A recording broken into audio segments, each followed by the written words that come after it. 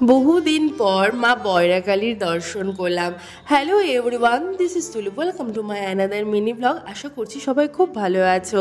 তো আজ হচ্ছে শনিবার, ঘড়িতে বাজে ওই 10টার মতো চলে এসেছি আমাদের কালিয়াগঞ্জে বিখ্যাত মা বয়রাকালী মন্দিরে। তো শনিবার যেহেতু ভিড় কিন্তু প্রচুর রয়েছে, তো আমরাও প্রথমে এসে হাত ধুয়ে আগে ভোগ নিয়ে নিয়েছি মায়ের জন্য। তো চলে যাব এবার ভেতরে, যেহেতু শনিবার তো ভিড় যথেষ্ট পরিমাণে রয়েছে। যারা আগে থেকে এসেছিলো তারা প্রথমে পুজো দিয়ে বেরোলে তারপর আমরা অঞ্জলি দেব।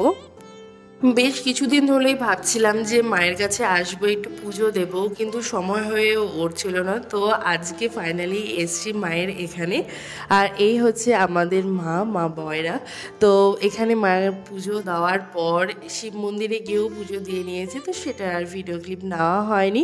সেখান থেকে বেরিয়ে খেয়ে নিয়েছে একটু পরোটা আর তরকারি, যেটা মায়ের সাথে প্রত্যেকবার ছোটোবেলায় পোস্ট অফিসে এলেই খেতাম। তো তারপরে একটু শাখার দোকানে এসলাম। তো চলো, বাই।